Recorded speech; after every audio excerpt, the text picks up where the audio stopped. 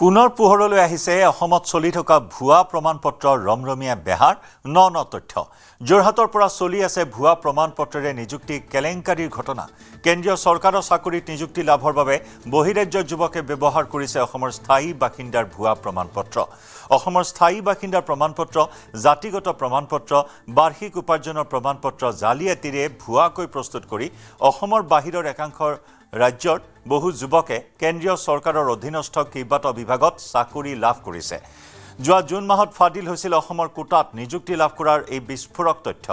যোৰহাটৰ নাওশলীয়া গাঁৱৰ স্থায়ী বাসিন্দাৰ ভুৱা প্ৰমাণপত্ৰ তথা অন্যান্য ভুৱা প্ৰমাণপত্ৰেৰে কেন্দ্ৰীয় চৰকাৰৰ কেইবাটাও বিভাগত ৬জন যুৱকে চাকৰি লাভ কৰা তথ্য পোহৰলৈ আহিছিল অতিৰিক্ত জিলা আয়ুক্ত পংকজ বৰাৰ তদন্তত। এই ৬ যুৱকৰ বিৰুদ্ধে যোৰহাট সদৰ থানাত এজাহাৰো দাখিল কৰিছিল যোৰহাটৰ অতিৰিক্ত জিলা আয়ুক্তই। কিন্তু সেই গোচৰৰ তদন্তৰ মাজতে পুনৰ পোহৰলৈ আহিছে আন ১১জন বহিৰাজ্যৰ যুৱকে যোৰহাটৰ ভুৱা স্থায়ী বাসিন্দাৰ প্ৰমাণপত্ৰেৰে কেন্দ্ৰীয় চৰকাৰৰ কেইবাটাও বিভাগত চাকৰি লাভ কৰা তথ্য। ভুৱা প্ৰমাণপত্ৰেৰে CRPF, BSF, CISFৰ দৰে প্ৰতিষ্ঠানত নিযুক্তি লাভ কৰিছে।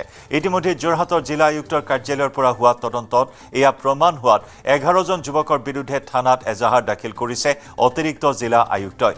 এতিয়া প্ৰশ্ন হৈছে, বহিৰাজ্যৰ এইসকল যুৱকক অসমৰ ভুৱা প্ৰমাণপত্ৰেৰে নিযুক্তি লাভৰ ক্ষেত্ৰত কোনে সহায় কৰিছে?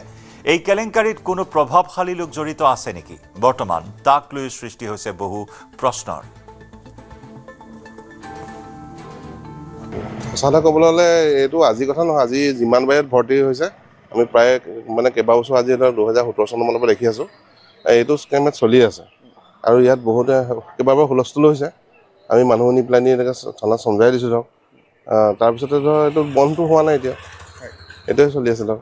আগতে কেতিয়া ধৰা পৰিছিল? এতিয়া 2022ত এবাৰ হৈছিলে, 2024 চনত হৈছিলে। কি হয় মানুহ এটা অসমৰ কোটা যেন চাপ'জ যে অসমীয়া ল'ৰাখিনি আমিতো চিনি পামেই, তেতিয়া ধৰক অসমৰ কোটাত বাহিৰা মানুহ আহি সোমাই দিয়েহি।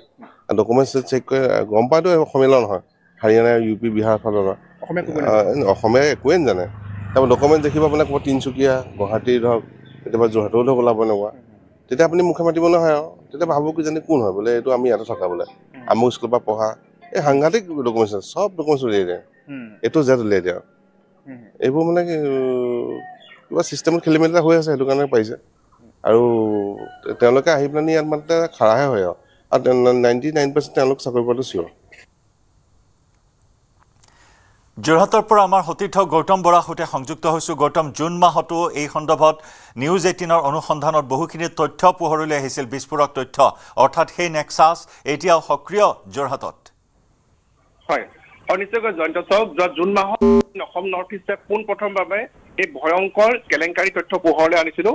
আৰু যিখন গাঁও কেন্দ্ৰ কৰি সমগ্ৰ নেটৱৰ্কটো গঢ়ি উঠিছে সেয়া হৈছে যোৰহাটৰ ৰৰৈয়া সমীপৰ নাওশলীয়া গাঁও। আৰু সেই নাওশলীয়া গাঁৱৰ সমীপতে কেইবাটাও ভাৰতীয় নিৰাপত্তা বাহিনীৰ কাৰ্যালয় আছে, শিবিৰ আছে। আৰু বহু লোকে সেইসমূহত কৰ্মৰত বহু লোকে তাতে ভাড়াঘৰত থাকে। আৰু শেহতীয়াকৈ আমি দেখিবলৈ পালো যে ৬জন লোকৰ তথ্য সেই সময়ত পোহৰলৈ আহিছিলে, তেওঁলোকৰ বিৰুদ্ধে এজাহাৰ দাখিল হৈছিলে। কিন্তু সেই গোচৰৰ তদন্ত চলি থকা অৱস্থাতে পুনৰ আন ১১জন যুৱকৰ, বহিৰাজ্য যুৱকৰ তথ্য পোহৰলৈ আহিছে, যি কেন্দ্ৰীয় চৰকাৰৰ অধীনস্থ CRPF, BSF, CISFৰ দৰে আগশাৰীৰ নিৰাপত্তা বাহিনীত তেওঁলোকে নিযুক্তি লাভ কৰিছিলে অসমৰ কোটাত।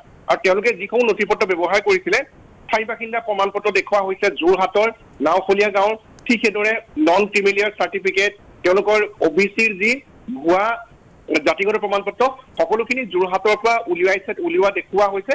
কিন্তু তদন্তত পোহৰলৈ আহিছে যে সেই সকলোখিনি ভুৱা। আৰু ইয়াৰ জৰিয়তে অসমৰ কোটাত বহিৰাজ্যৰ সেই যুৱকসকলে অসমৰ ভুৱা স্থায়ী বাসিন্দা প্ৰমাণপত্ৰ ব্যৱহাৰ কৰি নিযুক্তি লাভ কৰিছে।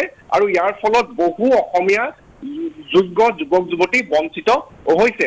কিন্তু আটাইতকৈ ডাঙৰ কথাটো হৈছে যে চৰকাৰৰ ঊৰ্ধ্বতন কৰ্তৃপক্ষ বা সংশ্লিষ্ট কৰ্তৃপক্ষই এই বিষয়টোত সমূলি গুৰুত্ব নিদিয়াটো দেখিবলৈ পোৱা গৈছে। কিয়নো যোৰহাটৰ জিলা আয়ুক্ত কাৰ্যালয়ৰ পৰা সকলোখিনি তদন্ত কৰি তথ্য সহকাৰে থানাত এজাহাৰ দিয়াৰ পিছতো এতিয়ালৈকে এই চক্ৰটোৰ সৈতে কোন জড়িত আছে বা যিসকল লোকে এনেধৰণে ভুৱা চাৰ্টিফিকেট ব্যৱহাৰ কৰি ইতিমধ্যে নিযুক্তি লাভ কৰিছে তেওঁলোকক গ্ৰেপ্তাৰ কৰা তেনেধৰণৰ কোনো ঘটনা আমি দেখিবলৈ পোৱা নাই গতিকে এইসকলৰ ওপৰত তৎকালীনভাৱে ব্যৱস্থা লোৱাটো সকলোৱে বিচাৰিছে যাতে আৰু অসমীয়া যুৱক যুৱতী এনেধৰণে নিযুক্তি লাভৰ পৰা বঞ্চিত হ'ব নালাগে বা এনেধৰণৰ অসমৰ কোটাত যাতে বহুৰাজ্যৰ যুৱক যুৱতীসকলে চাকৰি লাভ কৰিব নোৱাৰে। জয়ন্ত ধন্যবাদ গৌতম।